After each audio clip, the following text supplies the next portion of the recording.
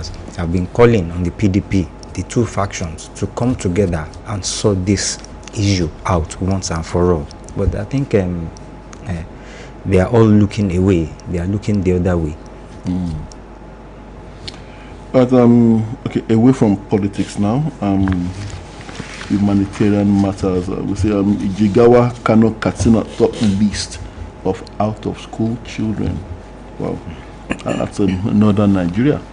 And one of the things that the emir, was trying to, Sanusi, Emir of Kano, was trying to address at that time, that one of the things that cost him his seat at that time, they said he was trampling on tradition and all that, when he was trying to address the Almanjiri system and saying that this should not be, that this had gone on for long enough and it was time that our children went back to school, talking about the children in northern Nigeria. But then here we are here still, and this situation has been worsened, of course, obviously by insurgency, the ravages of terrorism and banditry, where schools have to remain closed for several months. Jigawa, Kano, and Katsina have been identified as states with the highest number of out-of-school children crisis, as UNICEF stressed that urgent investment in early childhood education remains critical to turning the tide. According to UNICEF, Nigeria currently accounts for about 18.3 million out-of-school children, the highest number globally. So we have the highest number of out-of-school children. We are first in many bad things. Yes. We are still the poverty capital of the world as we speak. Talk about malaria deaths, talk about deaths from hepatitis B. We are still at the somewhere on the top rung of that ladder, of that mortality ladder. Now, an education consultant with UNICEF Kano Field Office, Aisha Abdullahi, disclosed this at a 2-day dialogue for journalists from Jigawa, Kano, and Katsina states. Now, she spoke while presenting a paper on foundation learning and skills development, noting that the states alone contribute nearly 30% of the figure, driven by poverty, insecurity, cultural barriers, and poor school readiness. And talking about cultural barriers, I'm still worried, Bimbo, as we speak, about the fate of the girl child in northern Nigeria. Yes. And what often baffles me, Bimbo, is that the ordinary masses in that particular part of the country, well, the elite, talk about the religious elite now over there, and then talk about the politicians, and they kind of, in a subtle way, encourage the ordinary people to give their children, their girl children, away in marriage yes, at very tender ages, 11, 12, 13. And yet, why I say I'm baffled is that these same masses, these same poor people in northern Nigeria, they now see their political elite, they see their politicians, they see their leaders, their rich men, they see them sending their own female children to choice schools, yes, in choice capitals of the world, the best schools in the best capitals of the world. And then they mature very well before they get married. I remember President Muhammadu Buhari, who is also from northern Nigeria, he said, one of the interviews he granted the press, he said, no female child of his will be allowed to marry without having at least a first degree. That was what he said, that at least he must have a first degree. So I wonder, they see all this, yet they still gleefully force their children. I've seen many documentaries, I've seen quite a lot of movies. There was a particular one I saw that I shed tears, Bimbo, talking about this vesical vaginal fistula. Yes. And that is the major effect of marrying off their kids, honestly, to school. For marriage. This girl who was forced to marry at a very tender age, and of course she came up with this challenge of VVF because the pelvic was too small. Of course, on her wedding night, she was practically raped by her husband, much older than she was. And eventually, and the sad thing again is that in that particular movie that I saw, a movie based on true life events, in that particular movie, and the girl was taken to a place that was created by the United Nations to help this girl who have issues of VVF. Can you believe that the youths of that community still went and raided and burnt down that place, drove out all the girls and burnt down the place for reasons I do not understand, for reasons nobody could understand. This was a movie based on true life events. Eventually, the girl I'm talking about, she eventually died, and sadly, she died when at the time she was located by her mother, who had become a doctor, also a victim of the cruelty in northern Nigeria. That was quite unfortunate one there. So honestly, I don't know for how long this will continue. Education is very key, like the United Nations is saying here, and that that is the only solution to this problem.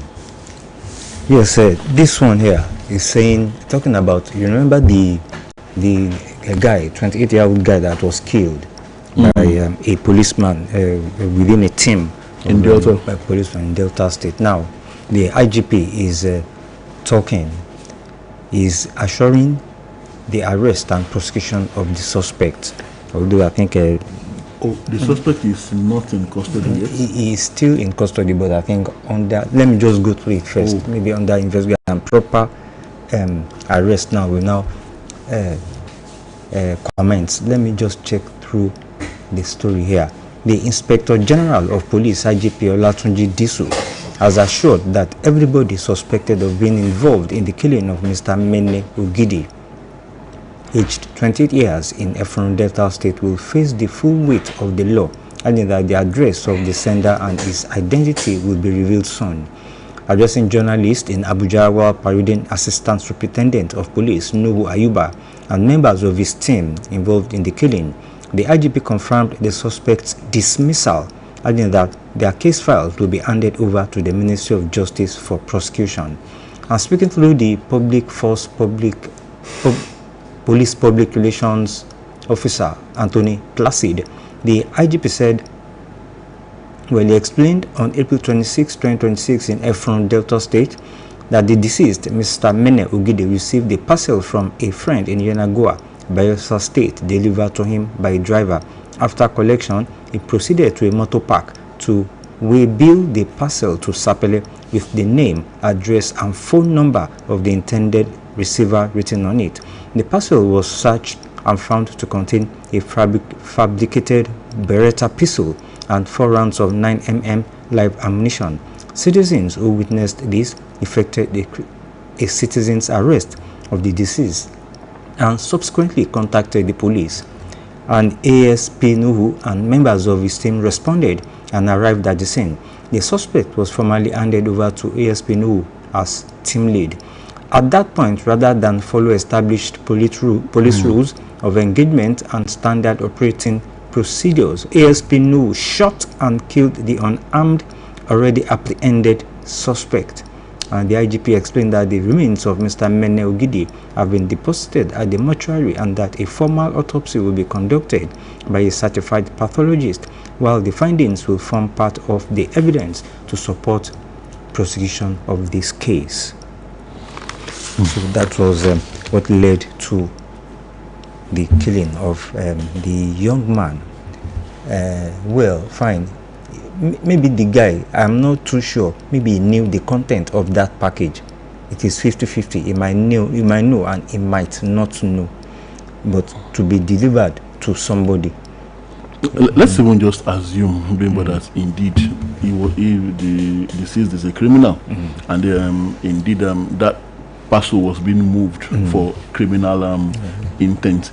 Now, I've never seen that level of I'm sorry to use this word on there, that level of stupidity on the part of any police officer. What the ASP should have wanted to do is to get to the root of the matter, yes, to be able to get hold of whoever the accomplices are, whoever sent that parcel to the man, whoever, and then the receiver to unmask the identity of the receiver. It should have launched investigations to get they should have arrested him and to see and put him in custody, and also to see whether of course whether they had criminal intent, and even to also establish. The first question would be to find out if there is a license for that gun, and if they had a permit to move the gun to send it to where they were sending it to. So those are all the possibilities. So two things, Bimbo. It's either, well, me thinking aloud here and my own personal thoughts here, is either maybe the police officer himself was complicit in the intended crime, or the crime that has already been committed by way of trafficking, arms trafficking, or maybe he had been a victim of criminals. Maybe we have people who become that myopic and who launch out with a vendetta mission, having been victims themselves. Maybe they've lost their wives or loved ones to criminals. Yes. So maybe that was what was propelling him, because you keep asking the question, okay, why? The next thing, assuming he's a criminal, if you have apprehended him, you bound him hand and foot. The next thing is that you open fire and you shot him at close range, defenseless. He was not a threat. He was no longer a threat. Let's have this quick commercial break. We'll be back. Wake up, it's choco time. Donna Choco is here with a taste you love. Just open for and enjoy the chocolatey ride. Donna Choco 3 in 1. Ooh, taste it, love it. Donna Choco 3 in 1. Ooh, I love it. Introducing the new Dano Choco 3-in-1. It's tasty, creamy, and satisfying. Taste it, love it.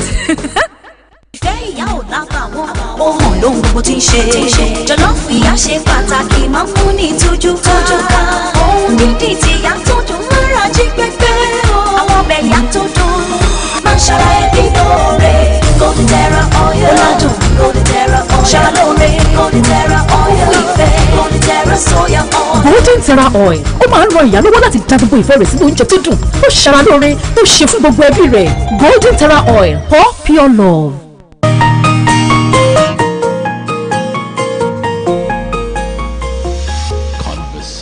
Alright, we're back, and the program is still conversation. We're still on the Delta killings, and it is sad that the victim was not apprehended directly by the police. They were apprehended by the citizens who did the right thing. Yes. They did not mete out jungle justice, and it is the same police that tells us not to mete out jungle justice when we arrest suspected criminals.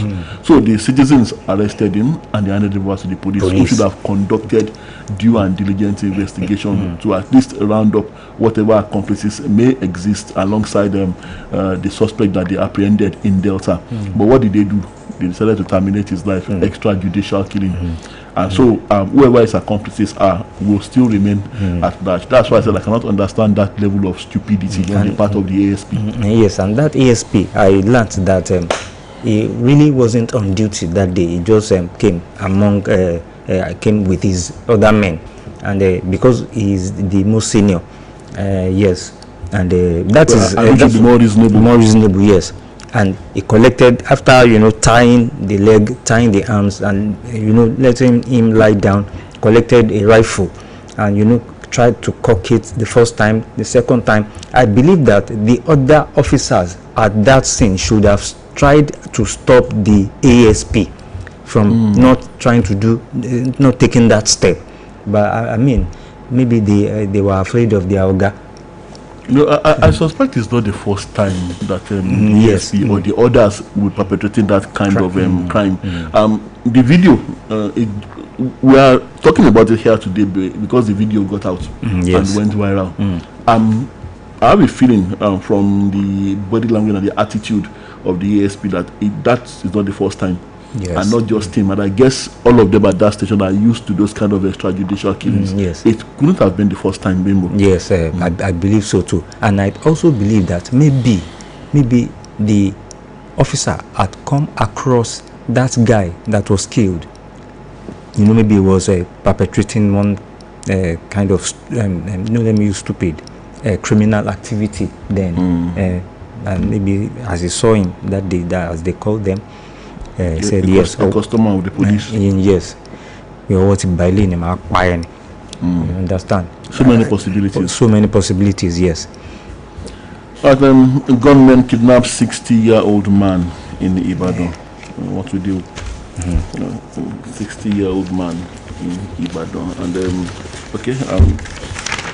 inside pages of the Tribune, It says gunmen at the weekend kidnapped a 60-year-old man named withheld along Alaka Isebo Road in Lagelu local government area of Oyo State. The victim, it was gathered, was abducted while on his way to his house. An eyewitness revealed that the victim was weeks away in an unmarked vehicle, while the government are yet to establish link with the victim's relatives as of press time.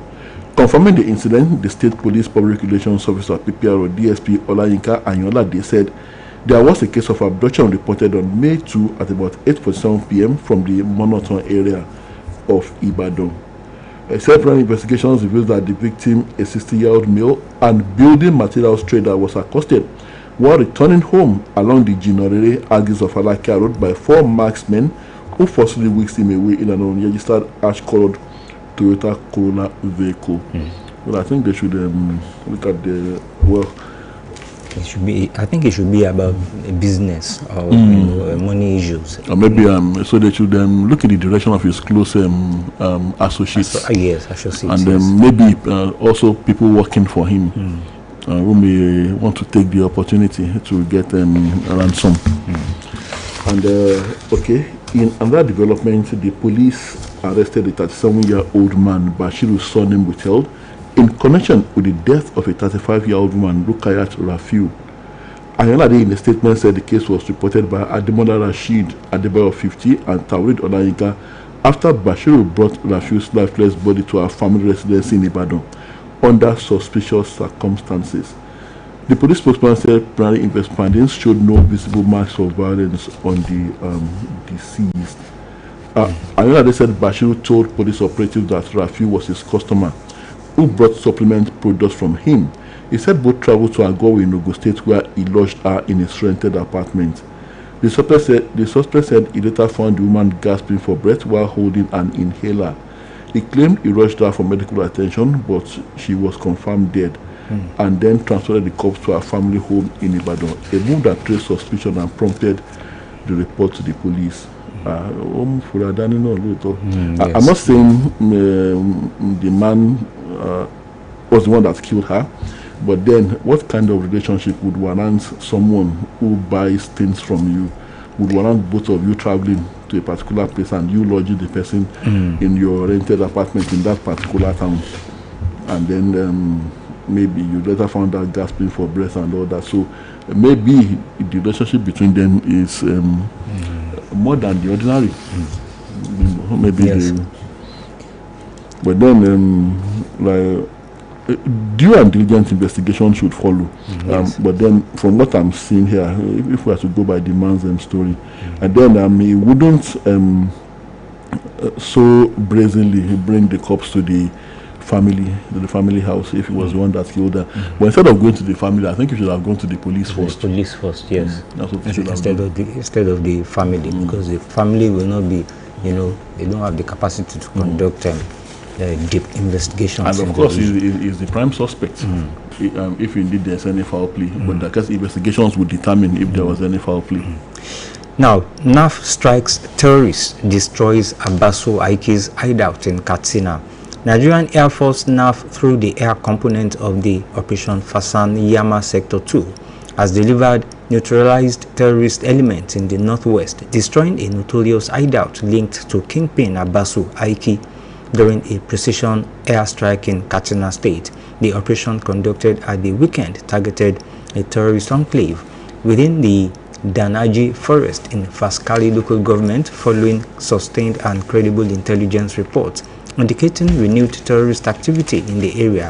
And in a statement, NAF's spokesman Air Commodore Ehimen Ejodame said further intelligence confirmed that the location served as a logistics hub and transit point for fighters loyal to Aiki who have been implicated in repeated attacks on communities and security forces across the Faskali, Kankara and Funtua axis of Katsina State.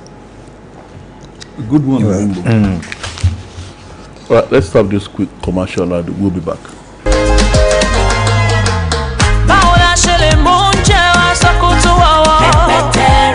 Àwọn oúnjẹ aládùn tó fẹ́ràn láti máa ṣe o. Tó bá fẹ́ ṣe oúnjẹ tó wúni lórí o. Ìbá ṣe jọ̀lọ́ọ̀fù, ata díndín, kódà àsáró tàbí spaghetti, ṣe oúnjẹ tó ta wọ́n yọ pẹ̀lú pepper terra. Pepper Terra.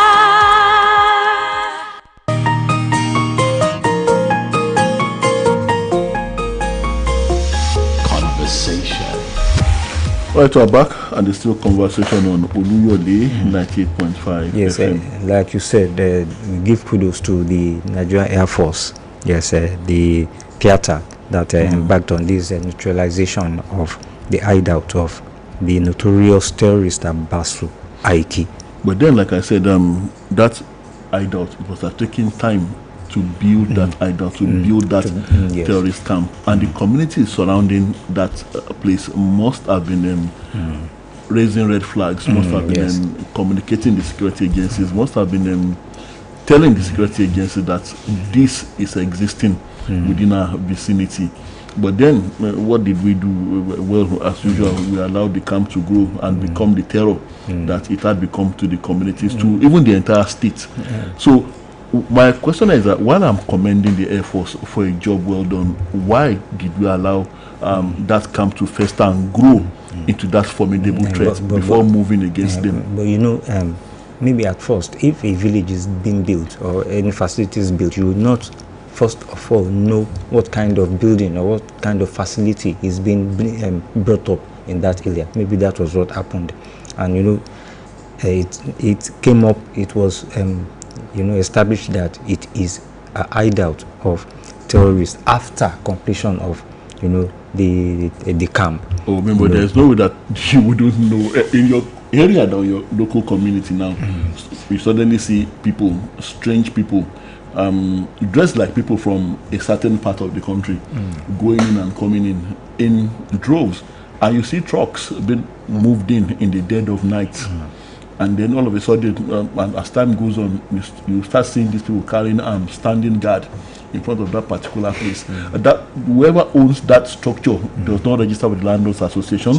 They do not show up at the regular meetings of the Landlords Association, and everything is shrouded in a mystery. Of course, you would want to tell the security agencies that this is happening within your vicinity. That is what I'm talking about. Okay. The camp couldn't have sprung up in just one day, but have taken time.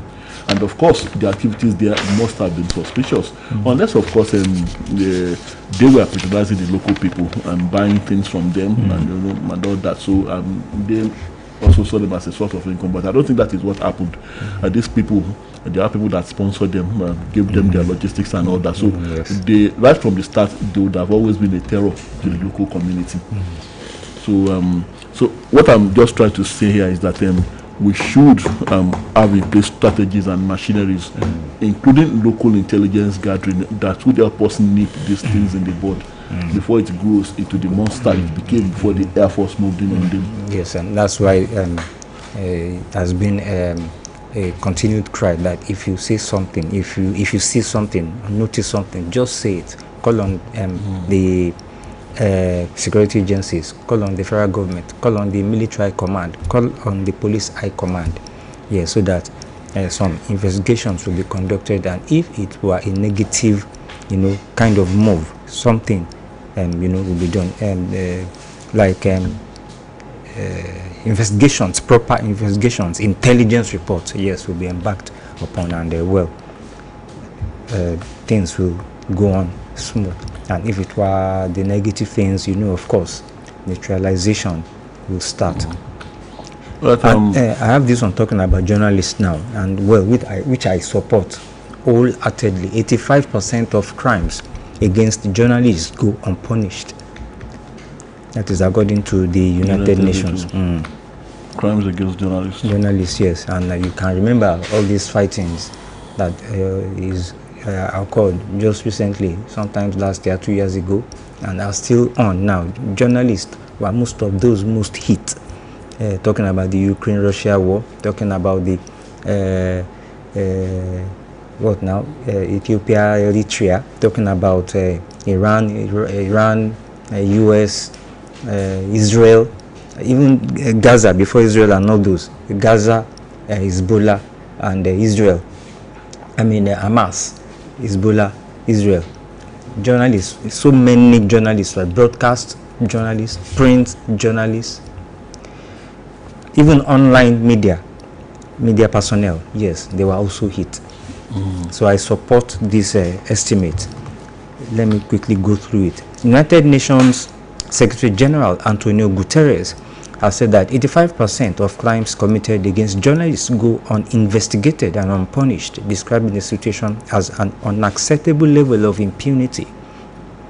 Guterres stated this in his message on Sunday to mark World Press Freedom Day, observed annually on May 3, to highlight the importance of press freedom and the safety of journalists globally. He said press freedom remained a key pillar of democracy, noting that the media served as a public watchdog in the society. And Guterres recalled that the 1991 Windhoek Declaration strongly emphasized media freedom, which led to the United Nations to dedicate the day to defending and strengthening press freedom worldwide.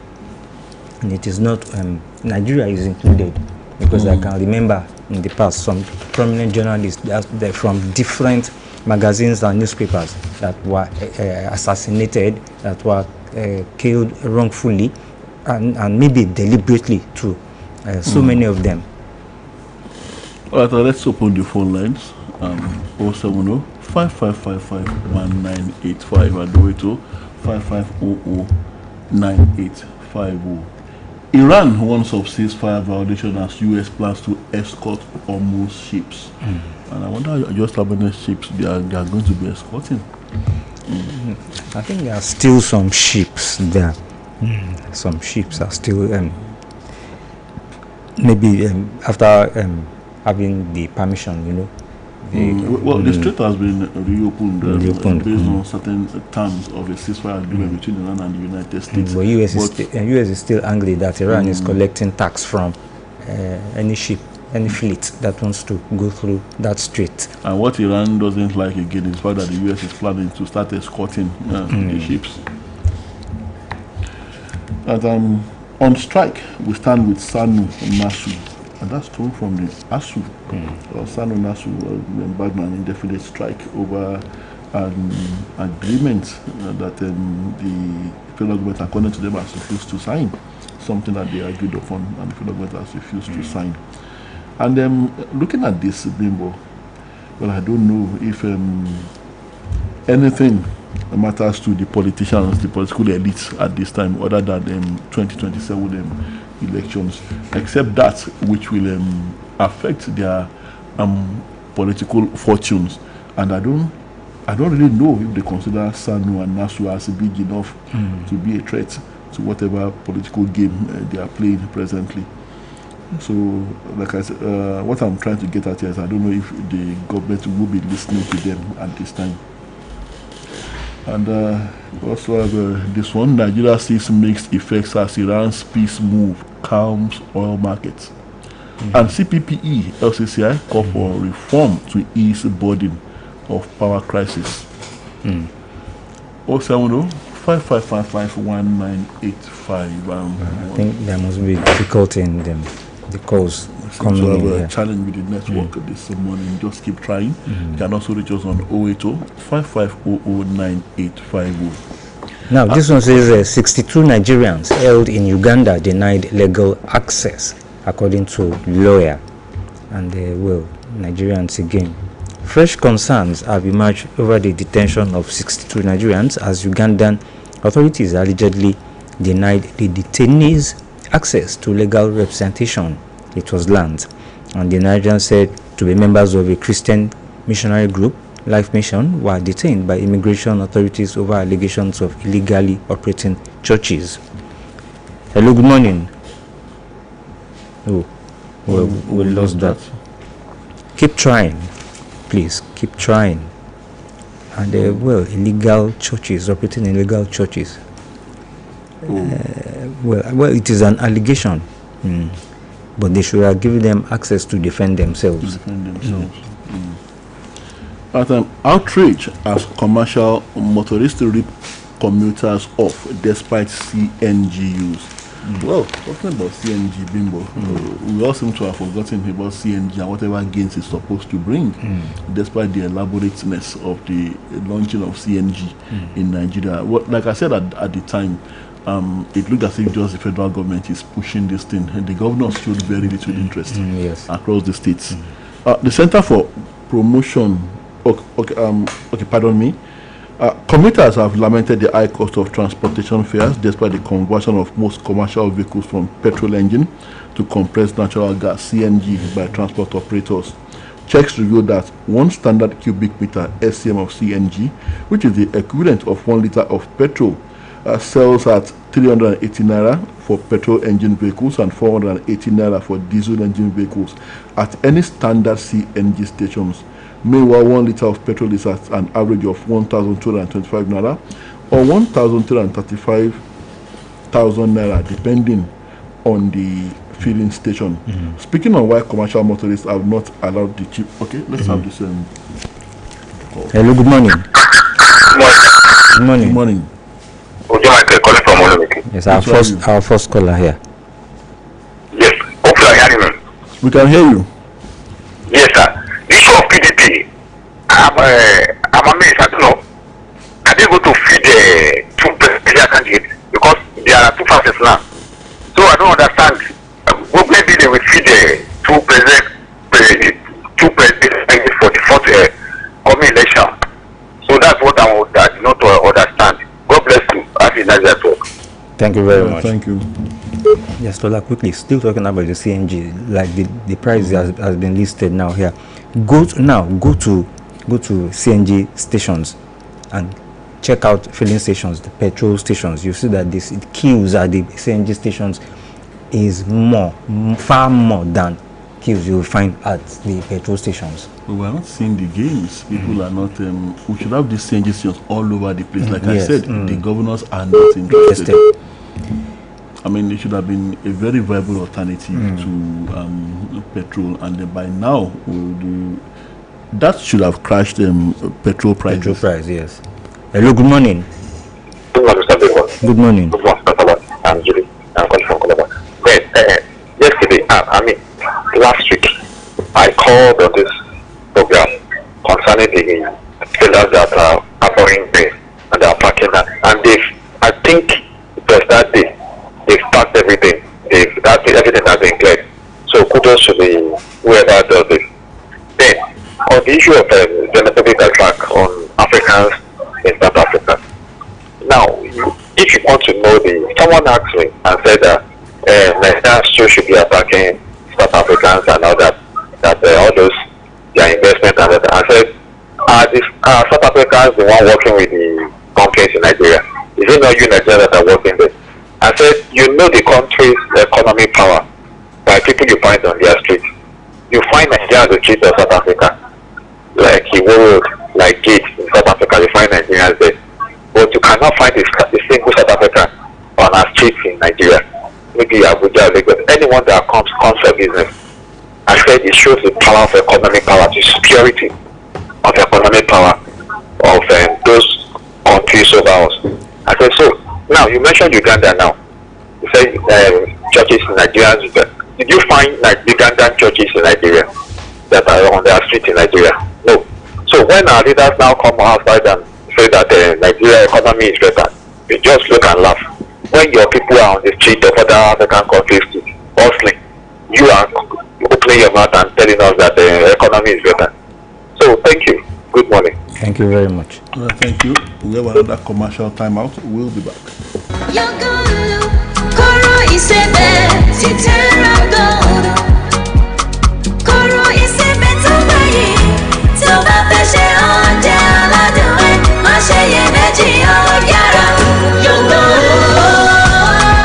ìtọ́wò tó kí kọ́kọ́ wọ́n wà ní sẹpẹ́ fúrásì ọbẹ̀ àtàdídí àti jọ̀lọ́ọ̀fù aládùn yan àìmọ́ ọlọ́gbọ́n yan góòlù kóró ìsebẹ̀ Terrago.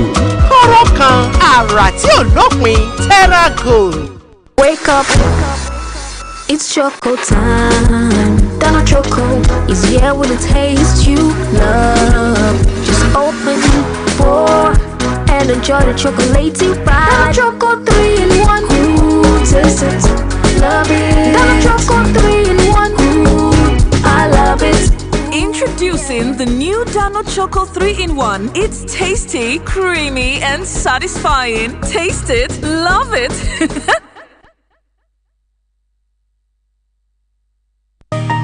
Conversation.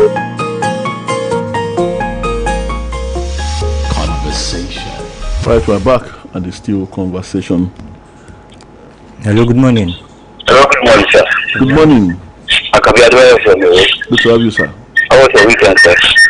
Fine, sir. That was good. There's a question I want to ask. Not only you will answer me this question, but the majority, the Nigerians in general. Since 1999, when we return back to democracy, what are the benefits of this democracy? Aside of this freedom of press only, what are the benefits? What have we seen on ground? What did they do for us? Lie, they continue to lie to us that the economic is now improving, it's better, we are getting to somewhere. When many people are dying of hunger. Look at the poverty rate in citizens of Nigeria. Look at what is happening. Many businesses have crumbled, died. Many people have lost their jobs. Things are very difficult. But our government, their own duty, what they say every day is that we are getting better, the economic. When they sacked this Wale Edu the other time, last 2 or 3 weeks, I said they should sack Kabiso. They are not doing us any good in this country. Please, what are the benefits of democracy in this country? We are not deceiving ourselves. Thank you, Mr. Adebayo from Iwo. Well, I don't know, maybe Bimbo can answer that question. Let's just hope and see. Hello, good morning. Good morning. I'll be quick. I want to speak of what is about from the world it was said. Now, even an average civil servant or an average worker or an average businessman in Nigeria, how many people can afford meat now? Go to the market and cut meat throughout the month, or buy cold fish throughout the month for their families. You will be rationing all these things you eat today, you know, suspend tomorrow. And you call that an economy improvement. I mean, how many people? I've some butchers I talked to. I think it was last year. They said that the amount of meat they used to take before for market, they dare not go and pay that amount of meat again because of my bargaining. Nobody is coming to buy. So, and you say the economy is improved. So, thank you. Thank you very much. No, thank you, Mr. Gidi. Yes, well, before we go on, another good news from South Africa. At least 130 Nigerians have already registered for voluntary evacuation flights from South Africa. You call that good news, Bimbo? Well, at least they are not happy. They are not happy. They are not happy to sign up but to save their lives, their own lives. To save their lives, and they'll be leaving all their businesses behind. Hello, good morning. Good morning. Yamusura calling from Britannia Promotion. Good to have you, Yamusura. The glory and peace of God will be with us in Nigeria. Amen. But I want to say to our leader, they should not deceive us that our economy is better. Our economy in Nigeria is not better. The country that we hit one meal a day. This is the country, the economy is better. The country that 90% of Nigeria is sober. This is our economy is better. Because they enjoy themselves, I'm not blame them. We Nigeria will feed them. Because everything they did free. They did free. I want to appeal to them. If they do not deceive us, our economy is not better. It's better for them to have solution on it in time. If they want us to pray for them, because it is not easy. If I pay salary 1 million per month, we use it for transport. We use 700,000 for transport. If you calculate it in a month,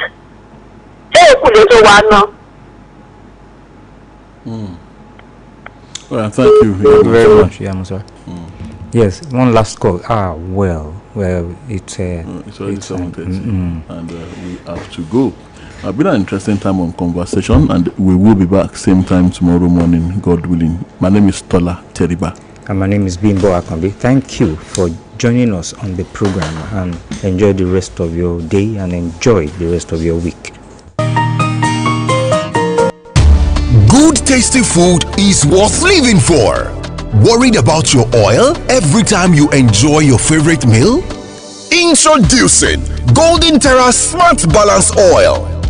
Smart Balance Rice Bran Oil is rich in gamma oryzanol. Several studies suggest that gamma oryzanol may contribute to the reduction of bad cholesterol. Golden Terra Smart Balance Oil. Good food, no worries. 98.5 Oluyole FM.